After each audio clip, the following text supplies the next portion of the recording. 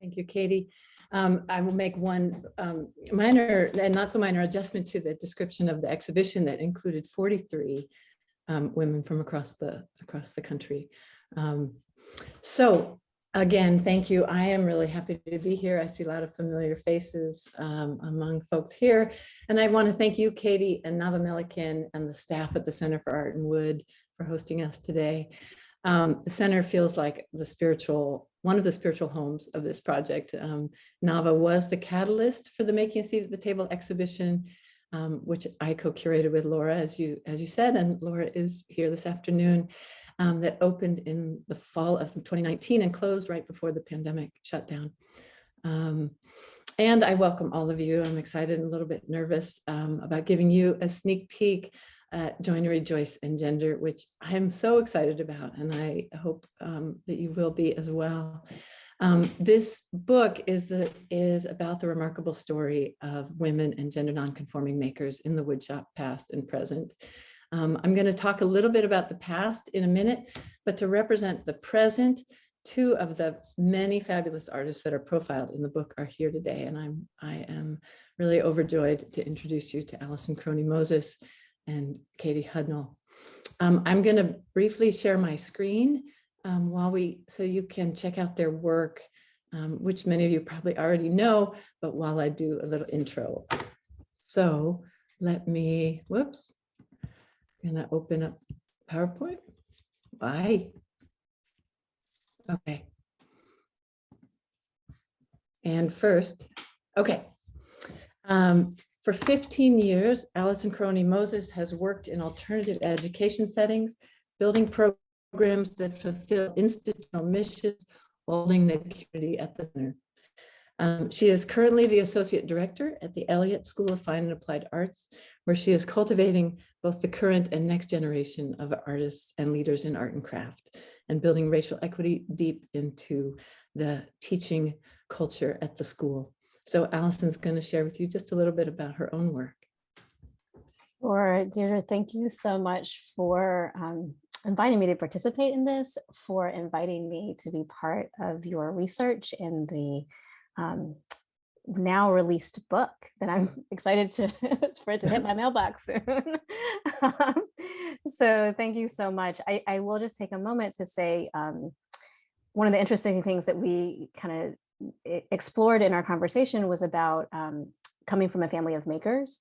So my mom, both my parents are from Guyana, and just the deep-rooted making and craft that's part of a daily life of sewing clothes and cooking in the kitchen, building furniture, just to have the things that you need, right? And so I really think that that's served as a foundation that was further nurtured in my career when I was at Rhode Island School of Design by one of my mentors, Don Miller, who y'all may know his work, which is amazing and often curved forms. And then also, my passion for working with community, really nurtured by Seth Goldenberg, who also was one of my mentors stemming from my time at RISD. So I'm really appreciative of many folks, but I want to call out those two because I think that, that leads to the work that I do today that really is rooted in craft and community, and how do those things interact? How are they one and the same? And how do we build a better future with those in mind? So I'm going to turn it back to you, Deirdre. Thank you. Thank you, Alison. All right, Katie Hudnall. Wait, where's my, there we go. No. Okay. All right. Katie Hudnall is an artist, woodworker, and educator now living in Madison, Wisconsin, where she's an associate professor at the University of Wisconsin-Madison and runs the Woodworking and Furniture program. She has a BFA in sculpture from the Corcoran College of Art in Washington, D.C., and an MFA in woodworking and furniture design from Virginia Commonwealth University. She will tell you that she makes otherworldly, interactive furniture-ish objects intended to solve problems both real and imagined. Katie. Thank you so much, Deirdre, and the Center for Art and Wood, Katie Sorensen, for allowing me to be a part of this, and for letting me be a part of this book and this project.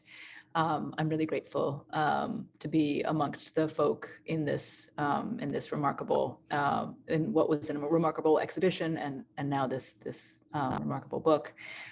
So my background in making kind of started a little bit later, but my early interests in craft and woodworking actually came not from building things, but from places like any place that had sort of well-organized drawers or objects or collections. So the post office, mailboxes, and hardware stores and libraries. And I grew up in Virginia, right outside of DC.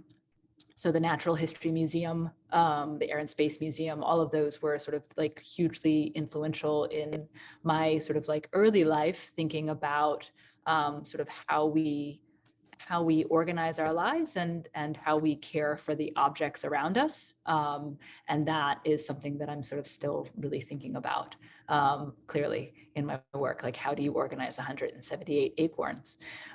So that's sort of where my background in making, maybe where like the ideas that have come into the work now initially came from. So. Thank you, Katie. Thank you. Well, I am just overjoyed to be with you both. And so I got to interview Katie and Allison for the book. Did I successfully stop sharing, correct? And so they're going to ask me a couple questions. I think I start this ball rolling. So let me get organized here.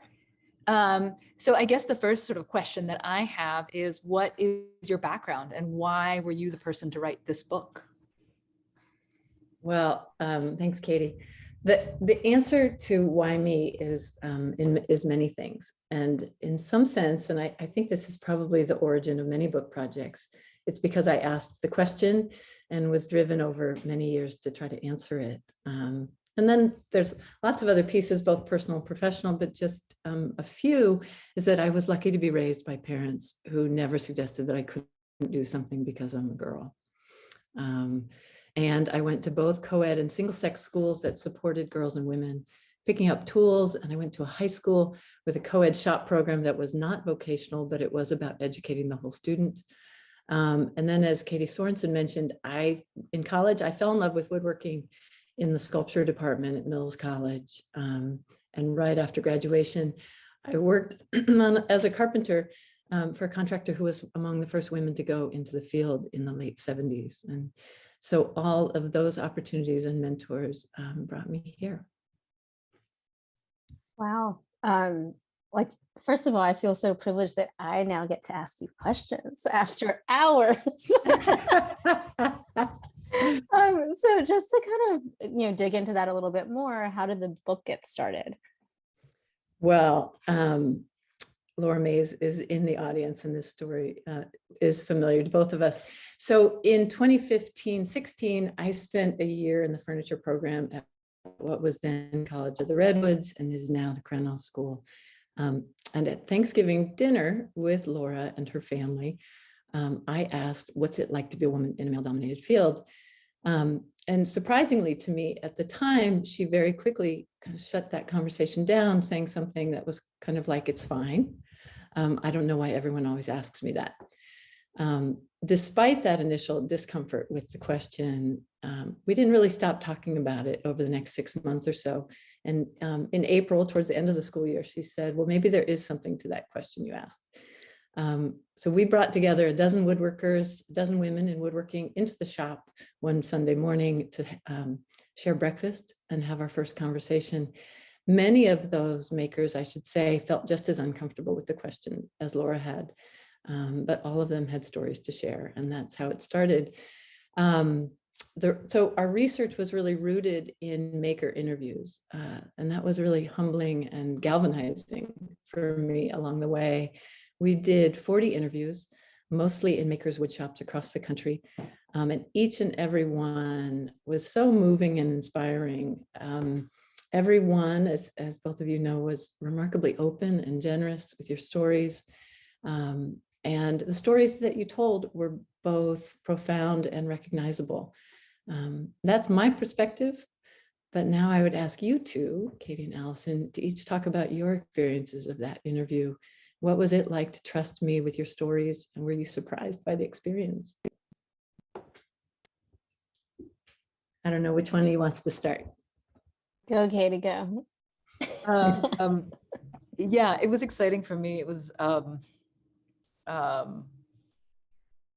the summer of 2018, and I had just gotten back from teaching a class at Haystack, which had been really lovely and sort of overwhelming. I'm kind of an introvert, and my home space is really special to me, and I love inviting people into it, but it's always sort of nerve-wracking. And at that point, I was like 6 months sober, so it was like extra intense. So Deirdre and Phoebe Kuo and Laura Mays all came, and I was like, I don't know what to do. I'm gonna die. But then they just asked questions. It was really like, I kept thinking, why do these people want to know this about me?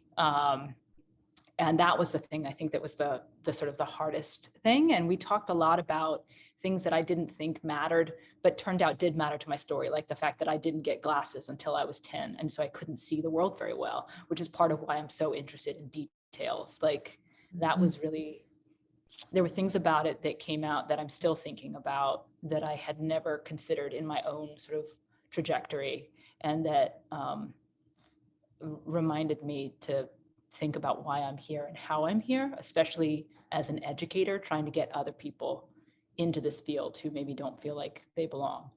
So. Oh, thank you, Katie.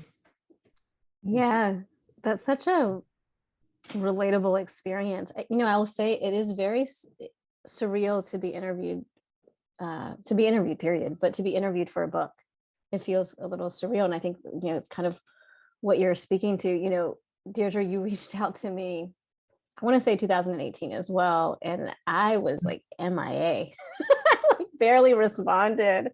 2018, my son was probably two and a half. Yeah, you had a little guy. And then I was pregnant probably with Audrey, which I shouldn't say out loud in public spaces, but there you have it. I made a mistake. And she was likely, you know, she was born in 2019.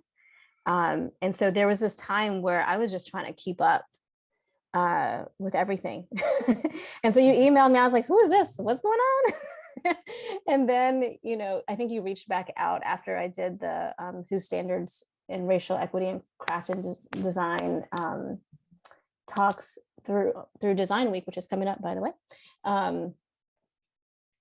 And I was like, oh, yeah. I meant to respond to that email that I probably never did.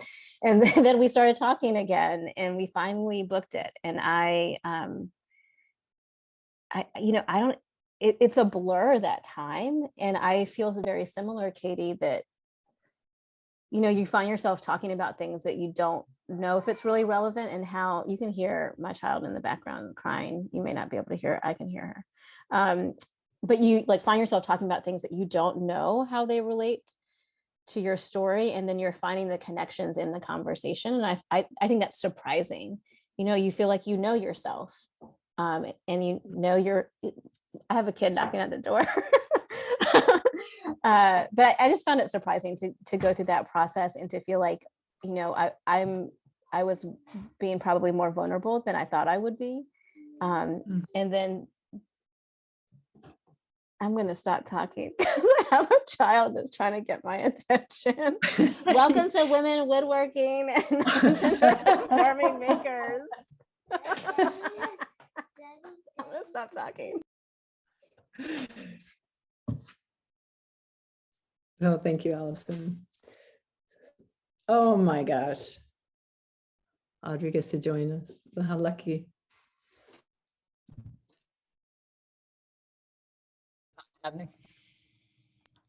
Okay, so I'm going to keep going.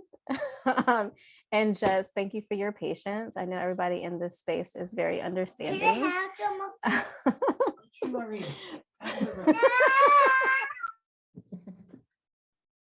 That's keeping it real right there. That is so real. Anyway, I lost my train of thought. I'm now like 10 degrees warmer from that moment. I can feel it. Katie, I'm going to turn it to you because I think we have more questions for Deirdre. We do. But I want to say thank you for just sort of like saying like that you were more vulnerable than you expected to be, because I think that was something that was quite, it was very easy to just have a conversation with you, Deirdre, and I'm grateful to you for that. And that's a skill. Yeah. Just to say, like, that is an actual skill, because I do a lot of interviewing for like people that I'm trying to hire for the organization, for the Elliott School of Fine and Applied Arts. And I feel like making folks feel comfortable so that they really share about themselves is hard to do. And so you find yourself as a maker who, most of the time, like, I'm a public facing person because of my role in the organization, but most makers are private folks, right? Like, they're in their studio most of the time. And so to really create a space where folks feel comfortable and are willing to share things that they hadn't even thought about, they hadn't said to themselves, that's a talent. And I think likely, I haven't read the book because I haven't gotten it, but I will say that likely I can imagine that there's a richness to the stories that you were able to capture. Like, I remember after the meetings, I was like, oh my gosh, that was a great conversation. Like, forget the interview, it was a great conversation. But I can definitely imagine that the book does have a richness to it that is not captured in most, when I think of like historic books that tell the stories of our time or the past times, I think of them as dry. I think of them as like, it's not getting to the juicy bits of like why we are the people that we are in this world, and why does that matter? How does that build? Anyway, those are the things that come to mind when we talk about that. It leads perfectly into our next question for you, Deirdre, I think, which is, and I'm going to read this just so I get it right, because it's a great question. One of the things that being part of this book made me aware of is being part of a historical arc that has brought us here to the show at the Center for Art and Wood and the publication of the book. Did you anticipate how rich the history would be, and is it different than you expected it to be? Thank you, Katie. And I want to thank both of you. It is so moving for me to hear what the interview experience was like for you. And I want to give love to both Laura Mays and Phoebe Kuo for helping to shape that interview process. And also really I felt the weight of your openness and vulnerability and the generosity of that through the writing process. And I hope that I've done some justice to that. So thank you. So the history is so much richer than we knew. And that is definitely the single biggest difference between what we thought we were going to write and what I ended up writing. I think when we embarked, we were largely thinking that the story of women in woodworking, and particularly furniture making, or fine woodworking, started with the artists and furniture makers that shaped the studio furniture movement: Wendy Maruyama, Roseanne Summerson, Wendy Stamen, Gail Friedel, Christina Madsen, Judy Kensley McKee, Carolyn Grew Sheridan. And what's true is that they've had a remarkable impact as makers and as educators and advocates on the present. And as I went deeper and deeper into the historical record, what I found was that the major themes that have been identified through conversations with you all began to play out over the course of woodworking's history, and their education, economics of production, community, and sustainability. So that I would say is the single biggest difference. It's the scale and the scope of the history and the dynamic reflection that the past and present are for each other. Yeah, wow. I'm like really excited to read the book. Y'all should order it. I'm excited too. I haven't held it yet. I'm so excited. Okay, I'm like losing my space in here. So next question to you is, can you mention some of the specific historical discoveries that opened up new understandings about gender in woodworking? And I just got an email today that I thought was an interesting experience narrative about gender in woodshop specifically. So I'm interested to hear your thoughts on that. Okay, all right. Well, I'm going to share my screen again because I have just a couple of images to share with everybody that are examples of the kind of rich history that there is. Okay, so I hope everyone can see this, the Altstarbin Codex. Suzanne Ellison's work documenting the material evidence of the presence of women in the craft guilds in the medieval period was so exciting. It opened up more questions. Women were doing much more than I ever learned in history class. You can see that the woman here in the back, she is coopering a barrel. They were coopers and they were furniture makers and they were even working on construction sites more than 500 years ago. And I could go on at length about what shifted, but this itself opened a big window for me. This next one is circa 1920, this Women in Construction class. I brought Carla Williams into the project, and that really opened up the realm of vernacular photography. eBay, as it turns, is a wonderful resource for turn of the century images and photo postcards, snapshots that enlarged the story, that made visible the ways folks simply make their lives, whether it's part of a sanctioned cultural narrative or not. And then the last one I will share is I came across Elaine Pinson's 2012 thesis about African-American connections to the arts and crafts movement, all the way back in the Reconstruction era. Pinson outlined the ways that Ruskin's ideas about the dignity of labor helped define manual education for African-American men and women at historically Black colleges and universities throughout the South, particularly Hampton and Tuskegee, but others as well. So all of those things, I'm going to stop the share. These are just a few examples of what were for me. Whoops, sorry. A Zoom problem. What were for me really defining these things, and each of these things were both specific and historiographic. And what I mean by that is that they're related specifically to the history of women and gender nonconforming makers, and they speak to the larger implications of writing history. And I'm not a historian. This is my first experience trying to write a history. And what I learned and I attempted to hold in my mind was that too often when stories don't conform to our cultural narratives, they are unseen and unwritten. And that has the effect or the impact of reifying the narrowest of our cultural norms. Another way I think about that is how important naming is. So how we understand something is totally defined by what we call it. Two people can be doing exactly the same thing, and in one case we call it homemaking, and in another case we call it craft. And then we study it when we call it craft with a capital C. So that was an ongoing learning and just humbling just to hold that always in historical research. So what impact do you hope that this research has? You know what, I think I want to, so I will answer this question. And I also want to come back to a question that I think we skipped over that I wanted to pose to you both about being part of a historical. Maybe we'll go back to that history and then go back to that question and come back to this, my hope about this book. But I wonder, in an awareness of being part of a historical arc of, like seeing one's practice in the arc of time, how you think about that and what that consciousness brings, or if anything, if that question has resonance. It's big.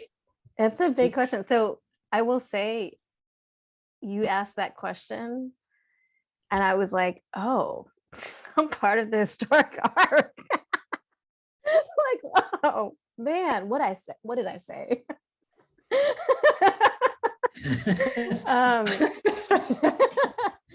You know, it is a big thing. I don't think we know that it's happening while it's happening.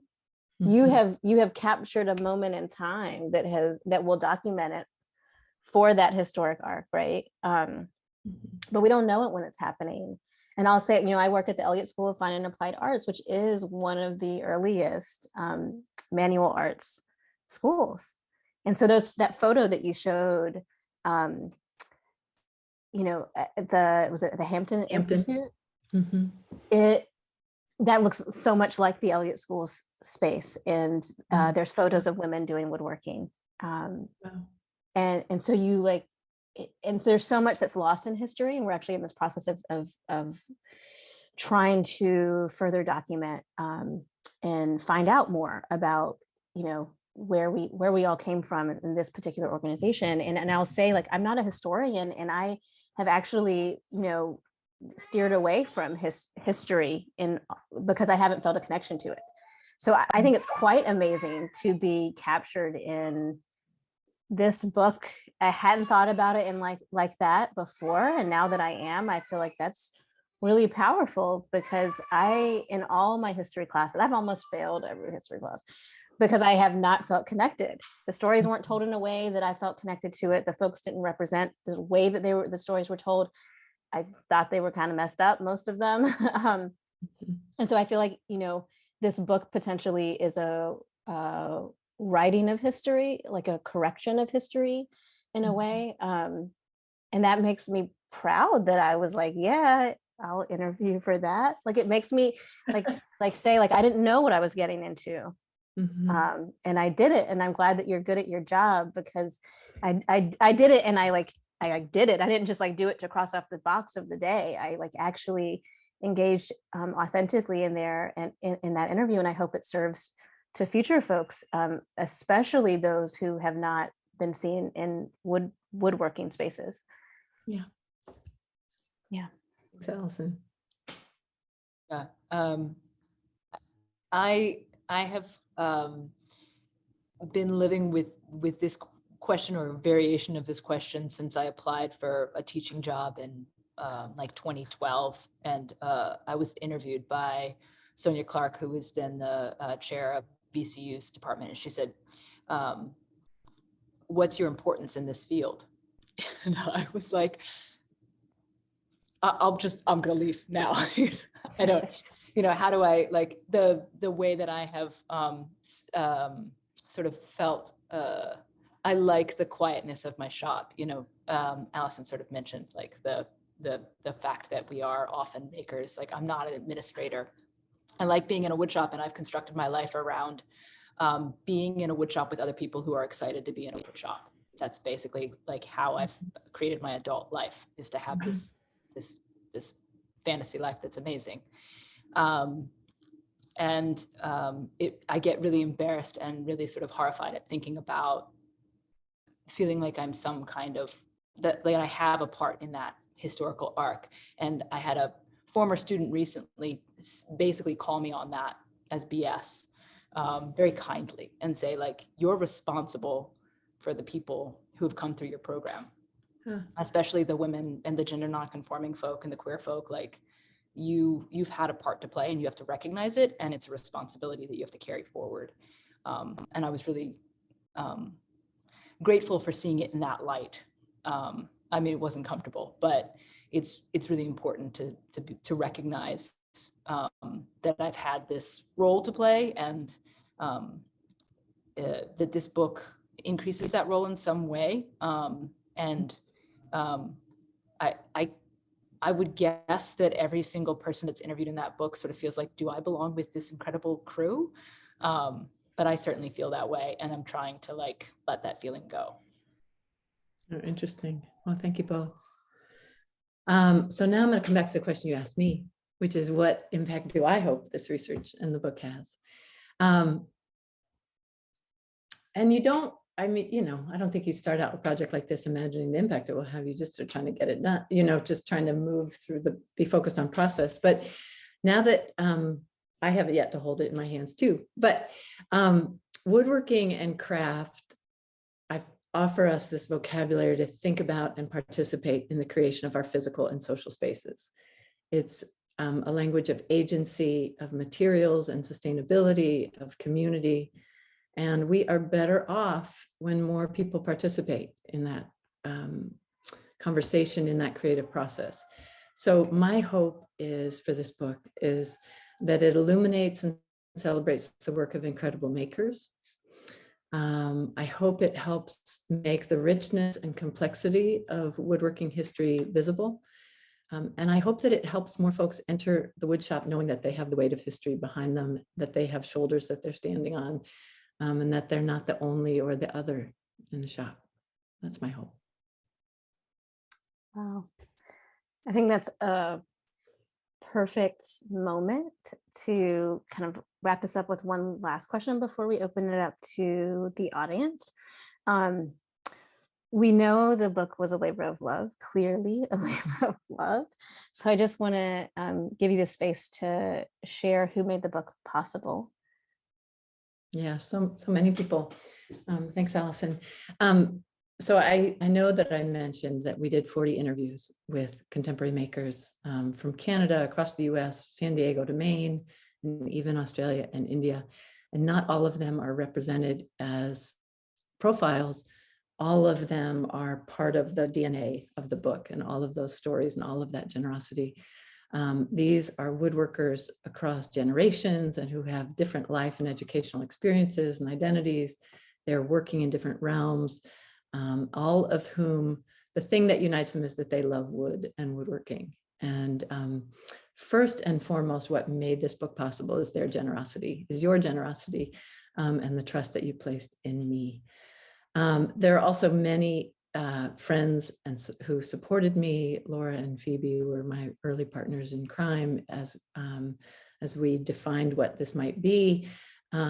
I have mentors, some of whom I mentioned, and all of whom well, not all of whom by any means, I've mentioned in the book, who helped lay the groundwork, researchers and scholars who've done, well, on whose work I drew and on whose shoulders I'm standing. And of course, financial support is always critical, and I'm grateful to the Center for Craft and the Krenov Foundation and Autodesk at Pier 9 here in San Francisco. So I think with that, we can open it up for questions.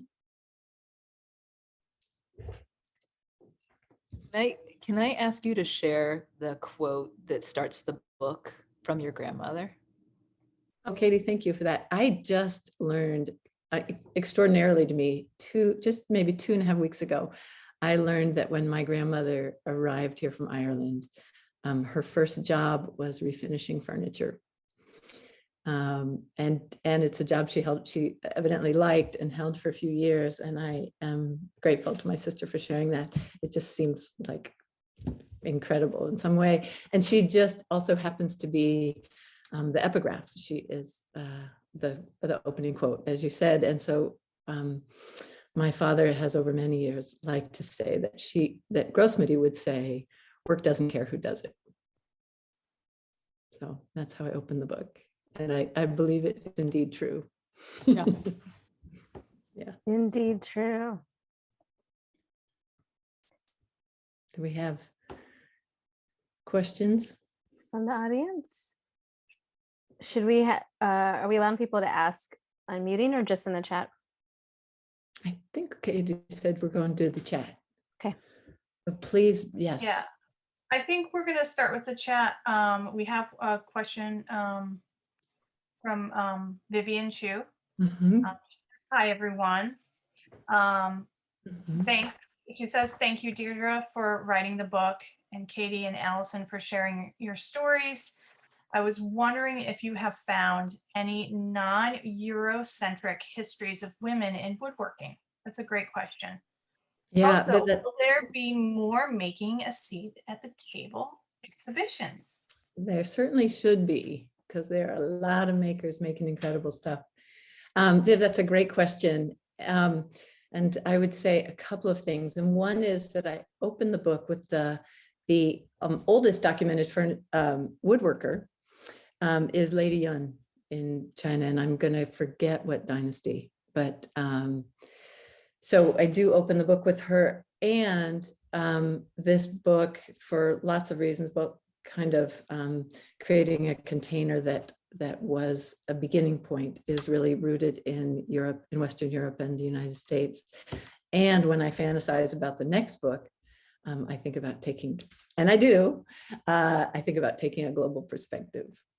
So it is certainly, it's a question that needs to be addressed. That's exciting. But yeah, there has to be another book. There has to be more exhibitions.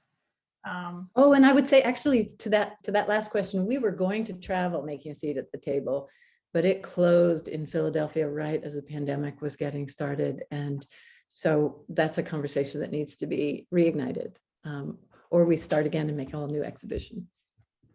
Yeah, absolutely. Can I read the next question? Yeah. So this one's from Maeve. Thank you, Maeve. And it's, when do you choose the term maker over artist or craftsperson? Do you think of those differently? And I feel like any of the three of us could sort of tackle this. This is a question my students have been asking a lot. And I think it's fairly personal. I say that I'm an artist and a woodworker, because I think woodworking is my home material. Wood is my home material, and it's how I think a lot. So it's important for me to say artist and couch that and qualify that by saying woodworker. And I think, craftsperson is a bigger term, but I want people to know that I'm making things for very good reasons that aren't necessarily utilitarian or functional. So the artist part is sort of, and maker, again, it could be read in so many different ways. I think artist just sort of, it gives me, these words give me a chance to point somebody in their thinking about me. And so I'm picking the ones that kind of get them closest on the map to who I am as a person. So artist and woodworker is where I go. Mm-hmm. I love that. Because I think I've said, now I'm hearing you, I'm like, well, I think I've said maker, and now I'm like, I don't want to say maker. I primarily say artist and woodworker as well. I say sometimes artist, multimedia artist, or artists working primarily in wood. I do use the word craftsperson or craft. I really hold on to the way we make things, so they can be intentionally messy, or they can be intentionally clean, or many other things that are intentional, but it is intentional. And to have the craft, to have spent time with the material and the processes so that you can be intentional, in my mind, is kind of what a craftsperson does. And I think that's important. I think we do things well, we want to do things well, we just don't want to do things. But I also recognize that there's value in other ways of making. There's total value in other ways of making. But I think that there's a category there. So I go back and forth, and I love what you're saying. And it directs people, and it gets them to kind of pinpoint closer to who you are as a person that is also unique and different than the other person. So I appreciate that. Yeah, and I just wanted to sort of acknowledge I definitely call myself a craftsperson sometimes, and I have the sticker. So I would say what both of you shared was true across our interviews, that people that moved fluidly and sometimes strategically, right, depending on who the audience was and how their work would be understood in that context.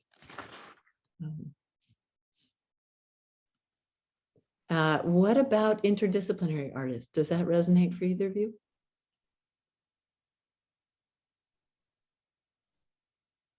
Yeah, I've said it, and then I don't like it, and then I've said it, and then I don't like it. So I think I like multimedia maybe better, maybe. Yeah. Interdisciplinary to me sort of implies that maybe I do performance or something music related, or it's sort of, to me, it goes beyond, ultimately I come back to objects. And that's part of why I feel so rooted in craft. So, I kind of go back to the objects, because I think objects are people and can tell stories, right? So there's narrative there. There's potential for it to do other things. But I think when I hear interdisciplinary, I assume that means that somebody does something incredible, like music and performance, and dance and sculpture. And like, if you do that, put interdisciplinary on yourself, and that's. But woodworking's not. What did you say? Incredible. It is incredible. I forget that it's incredible. Like, sometimes I'm like, I wish I knew how to do something really cool. And then I'm like, Me too. I just said that too. I wish I could sing or play an instrument. Yeah. You ever sing in your wood shop? Oh, endlessly. All the time. All the Yeah. time. Not for anybody to hear it though. No. But I will say, I've been doing more work with community where it's about creating experiences. And then those experiences are documented, and then they accompany objects that I made. And I'm going to do a series that's about photographs that the objects will be, hopefully, that make it the frames that the photographs are in. So I will say, like, I'm inching my way towards something else that I'm uncomfortable with, but not for a lack of respect or anything else, but just it's unfamiliar. And so I don't know how, like, to me, it's like, well, how does this live up to other folks doing multimedia or interdisciplinary? I think it's like, I'm making sure people feel welcome and are building relationships. And then how do we document that so that we can see that in our community and kind of create space for that's valued and needed. So, yeah. The next question's a good one. It's, if you all are comfortable answering, can you each speak about an experience that you felt very other in a wood shop and how you worked through that experience? I say this because the feeling of needing to prove yourself in a wood shop, especially dominated by men, can make woodworking feel off limits or even scary to a lot of folks. That's real. It is real. I use humor a lot.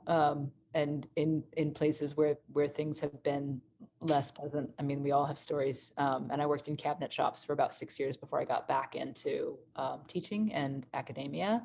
And academia has its own problems, but they are less obvious or less shouty than some of the ones in cabinet shops can be. And so, like, part of the humor in my woodworking is poking fun at woodworkers. And particularly that sort of that thing that can happen when you're like, want to be the best techiest woodworker ever. So I'll make a mitered splined box and then I'll draw dovetails on it because I think that's hilarious. Like, look, guys, they're compound angled dovetails. And they're like, did you draw that on with Sharpie? I'm like, yeah, I did. Did that. I did. I'm good with the Sharpie. Thank you very much. So good at it. You have some craft skills there, is what you're trying to say. I mean, drawing those pens and tails is complicated.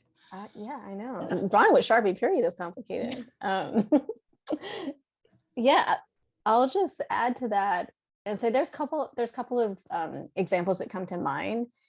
And I felt othered in different ways for different reasons. And I'll say this as well, like, I feel like it is important to say that I have felt very supported in the wood shops that I have worked in. I have also felt othered in those same spaces. And I think that's hard for people, especially, I'm just going to be really explicit, like, especially older white woodworkers in the wood shop. It's hard, like, if I call out, like, I just had an article that was out yesterday that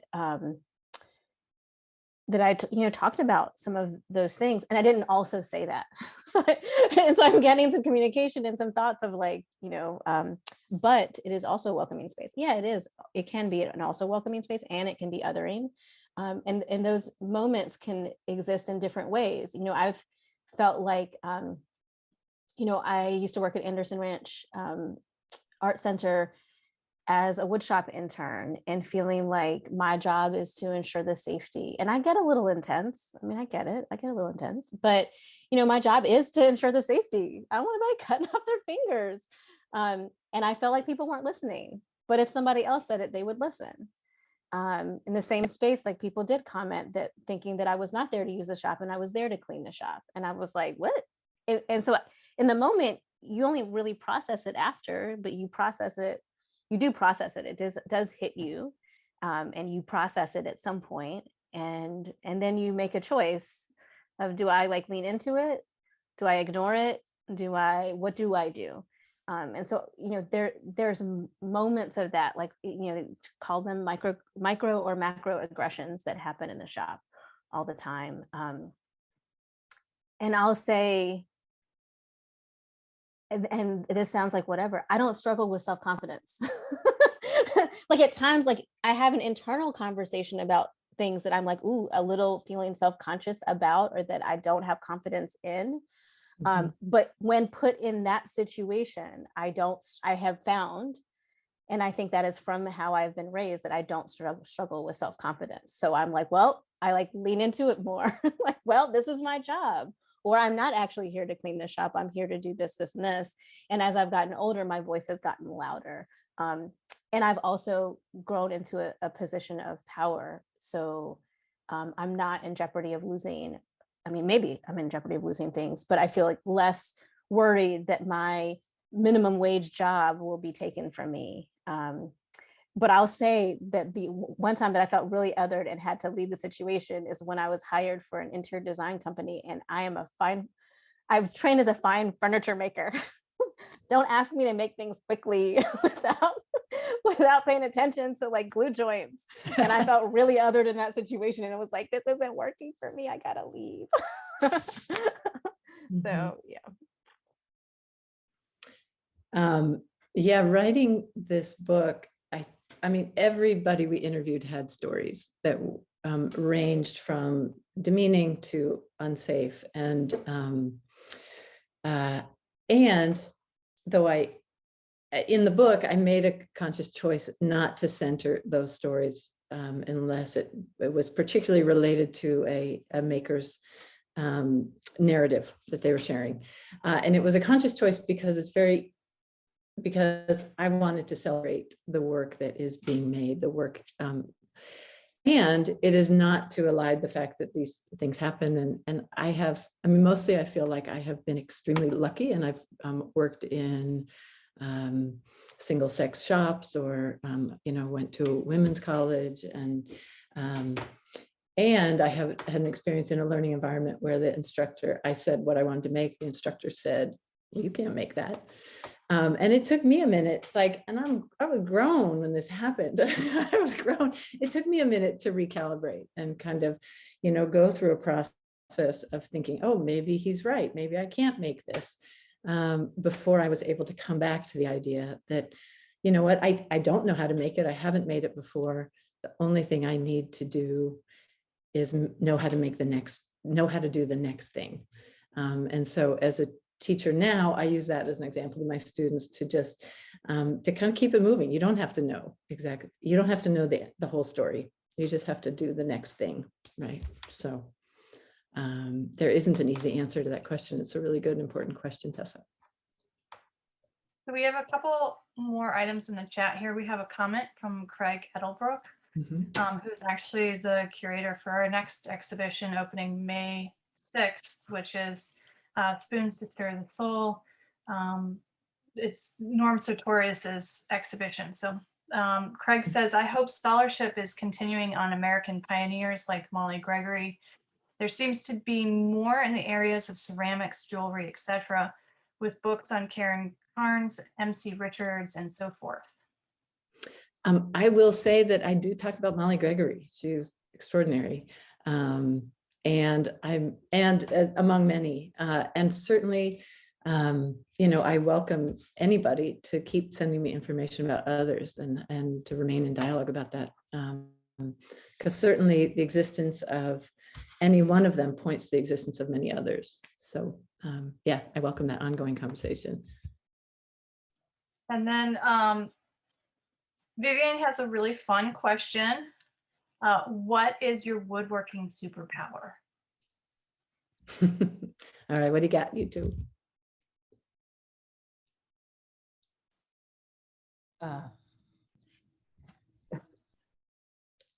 So I'll say I'm really good at drawing dovetails, for sure. But no, actually, I would say like my woodworking superpower is that I build things in such a way now that I know how to leave myself a trap door or a back door. So I never know what I'm doing when I start, and that's hard to do in woodworking. It's hard to construct something in such a way that you can suddenly decide that it needs to be upside down, and it's in fact not a chair, it's like a weird chest of drawers. I'm sort of good at figuring out how to take the parts I have and reconfigure them in such a way that I make something new and different and weird. And I mostly do that as a puzzle game for myself to keep myself invested in the piece. And usually it's more interesting than the thing I thought of to begin with. So I think that that's probably my superpower, is that I'm sort of good at leaving myself ways out of whatever plan I had so that I can completely reinvent the plan on the fly. Cool. Thanks, Katie. How about you, Allison? I'll say recently, that's a really hard question, first of all. I feel like there's like these moments where you feel like you had a superpower, like things worked out well, or you felt the material in a certain way. But recently I'm making some of these pods that I've been cleaning up all the edges on the joiner. So I like opened up the safety guard all the way, and I'm like cleaning up, and I think a lot of people have done that, and I have to do so many of them, and I felt like I had this superpower that like they were not exploding, because you really do not want them to explode. And they have exploded in the past for different reasons. Like if I'm doing bent lamination, these were solid pieces, but they were cedar, so it was like not super sturdy, and you could tell, I could just tell that some of them I was like, I'm going to hold this differently, and I felt like I was reading the wood in such a way that I was getting really clean surfaces off of them, and no major explosions of shattered pieces. So I don't know if that's good or bad. There you have it. One of the other artists in the show, B.A. Harrington, refers to that understanding of the material as material empathy, which I really love. And I love that you have material empathy with a jointer.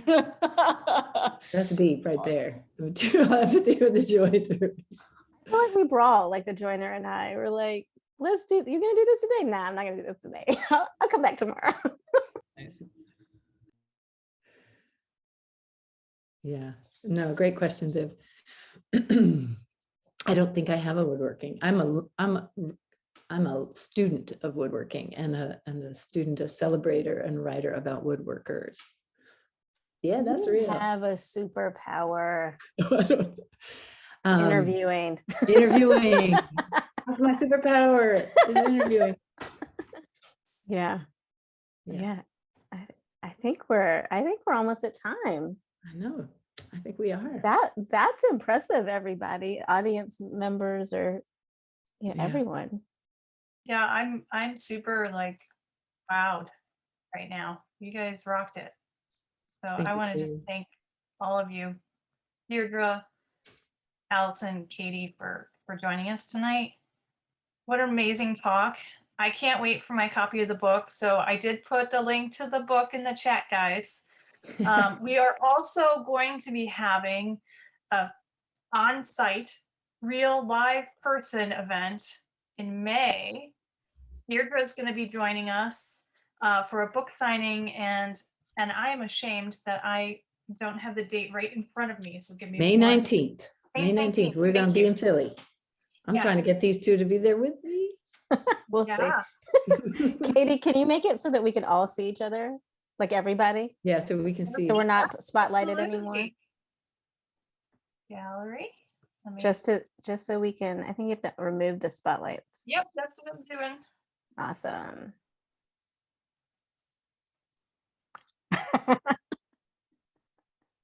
Oh, look at all the people. We can see only you. Here, go to your top right and click Oh, yeah, gallery whoops. for everybody Oh, else yeah. if you Yep. still see. we Yeah, go. wonderful. All right, now I can see everybody. Thank you all so much Look for at coming. that. Good to Thank see you all. Go. Great to see all y'all. So cool. Yeah, Well, thank you. yeah. Thanks, everyone. Hey, Laura, I see you. Hey, Laura Mays. Thank you, everyone, for joining us tonight. And if you'd like to join us on Saturday, we have our fourth installment of Queering Woodcraft, and that's at 3 p.m. I did put a link into the chat if you want to join us for that. Otherwise, go to our website and you can sign up. It's always a wonderful conversation, so I encourage you to join us. And everyone be safe and enjoy life, and we'll see you soon. All right. Thank you all. Bye. Thank you guys so much.